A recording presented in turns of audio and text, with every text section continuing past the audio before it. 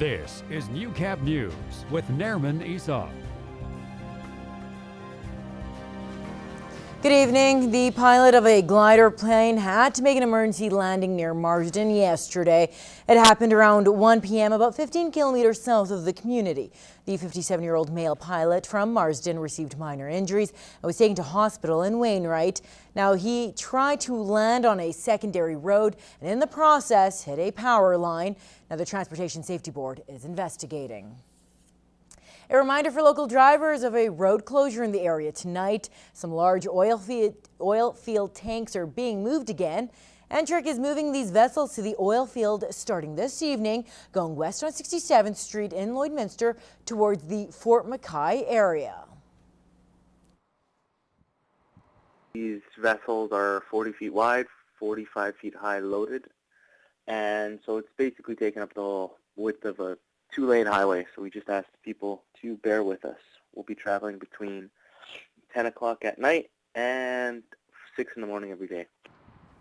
Now, no traffic will be able to pass the Wilo during the move, but if the traffic builds up, Killen says that they will pull over. We'll be shutting off the range road or township roads or whatever roads ahead of us until it passes. So if people are looking to cross, all we ask is just be patient, please. Longest delay we've had has been about 25 minutes. The first stop will be at Two Hills tomorrow morning. Now, the move is expected to take 5 days. For more information on the whereabouts of the tanks, you can go to 511.ca. Well, it's been the talk of the town for a few months, the vacant deputy mayor position, and as of today, it is no longer empty. As Annika Notveit reports, an unpaid position will be immediately taking effect after this afternoon's council meeting. Today at City Council, the long-awaited deputy mayor position was discussed and chosen. Each councillor will take a 2-month turn at the position for the next year. Councillor Chris McQuaid is first in line. We just don't, I guess, have anybody that can take on that role full-time or would want to. Council has decided that this would be the best route.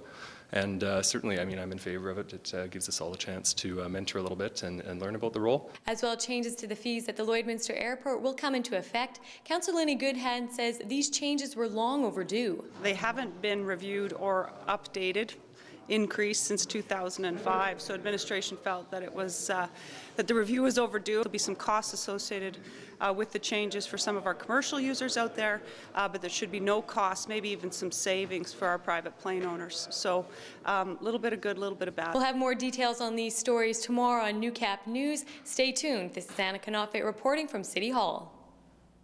A local nonprofit organization that helps those with brain injuries got a much-needed funding boost today. Now, LABIS, the Lloydminster Area Brain Injury Society, is now $10,000 richer thanks to the Lloydminster Rotary Club.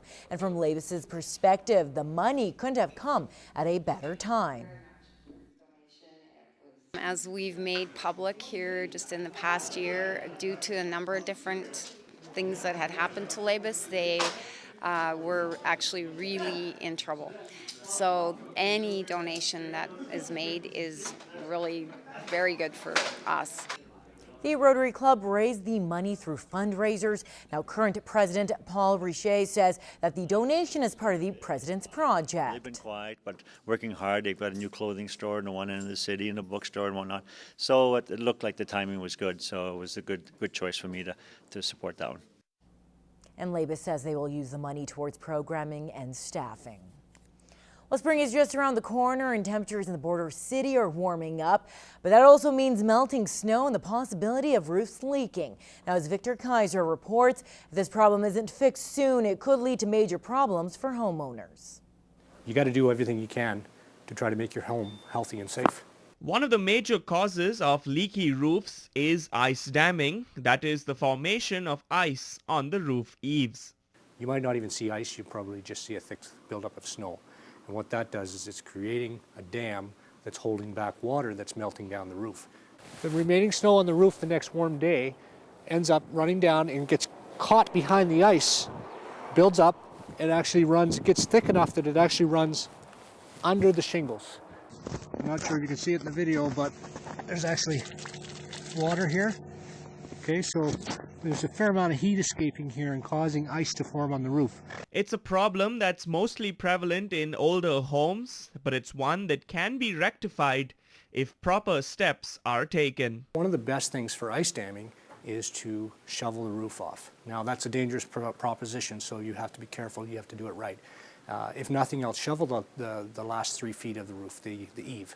And if not rectified, it could lead to several $1,000s worth of repairs. Any kind of heat source entering the attic has to be eliminated, or eliminated as much as you possibly can, because heat in the attic, not a good plan. You want to have the attics the same temperature as outside. As temperatures warm up, if you're unsure whether your home is at risk, it's best to contact a professional before it's too late. Victor Kaiser, Newcap News.